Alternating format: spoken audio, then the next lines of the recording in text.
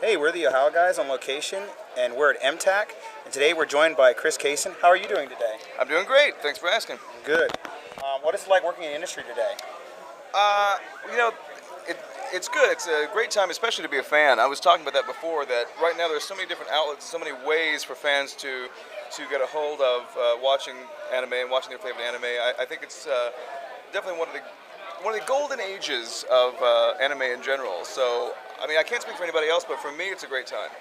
Good. What is the favorite anime that you've worked on so far? Acting or directing? Which? It's up to you. Oh, either way. Pick one for either one if you want to. Well, I mean, they're all so different that, I mean, I enjoy their differences. You know, I typically like playing, acting-wise, I like playing villains or creatures a lot because neither of which I could really get away with in real life. I don't know. I like them all for different reasons. Like I said, I know that in some cases, you know, some are very popular because they've been on TV, and so the most number of people have seen them. But I like them all in different ways. It would almost be, gosh, it would be almost impossible for me to pick. I don't know. It's definitely the weirdest one as far as voice acting anyway. One of the weirdest ones would have to be Babbitt, the flying rabbit bat from Kodocha, or Kodocha, depending on how you say it. I mean, he would fly in, he would say something funny in a high-pitched voice and leave. I'd like to do that in real life at some point.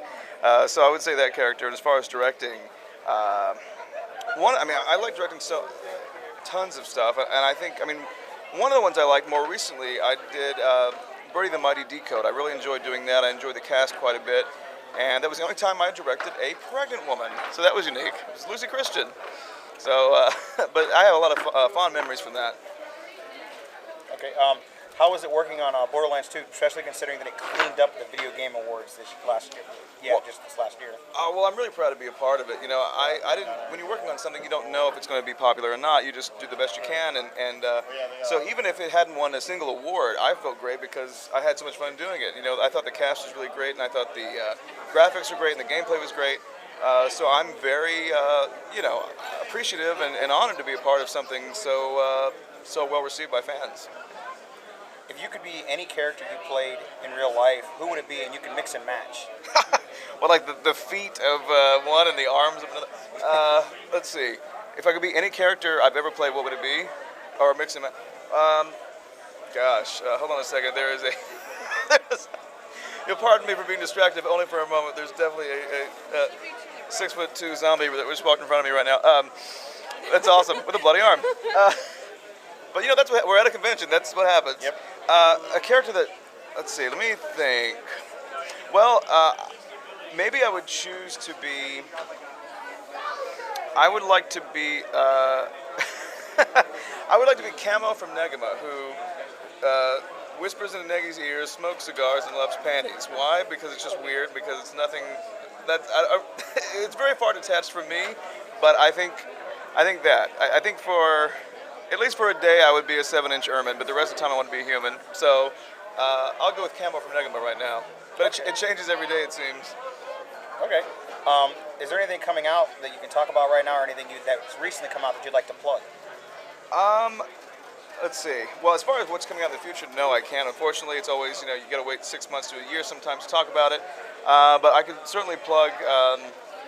Well, I'm currently on Soul Eater, which is on Toonami right now, which is a great show. Also, Toriko, Fairy Tale, and Borderlands 2 just came out not too long ago. And the rest of the stuff is unfortunately top secret. What was it like working on Full Metal Alchemist? It was great. You know, that's one of the only times in my voice acting career where I worked on a show, 6 to 8 months elapsed in between, and then I worked on it again, and that's very rare. The only other time I did that was Dragon Ball Z, and then Space, and then Dragon Ball Z Kai. So to work on anything and then come back and do it again is very unique, and I had a great time. For me, acting, I think I enjoyed Brotherhood even more because, you know, I got, by the time I came back to Brotherhood, I'd done the character for so long that I was really ready to do it. Plus, hey, he did the whole, he got some really interesting things he got to do in Brotherhood that he did not get to do in the first one, and I would say it was a very unique experience, and I'd do it again tomorrow, all over again. Okay. Do you have any fan pages on Facebook, Twitter, or any other social media sites that the fans can get on? Oh yeah, I've got There's a fan page that was made for me called Chris Cason's Anime Chuckle Hut, and there's also on Twitter I am at Cason World, and I try to do live tweets from conventions and stuff all the time. I'm on there at least once daily, and so yeah, I'm on both of them as much as possible. Okay. This has been the Ohio Guys, and we're on location at MTAG. I'm Michael, and this is Chris, and we'll see you next time. See ya.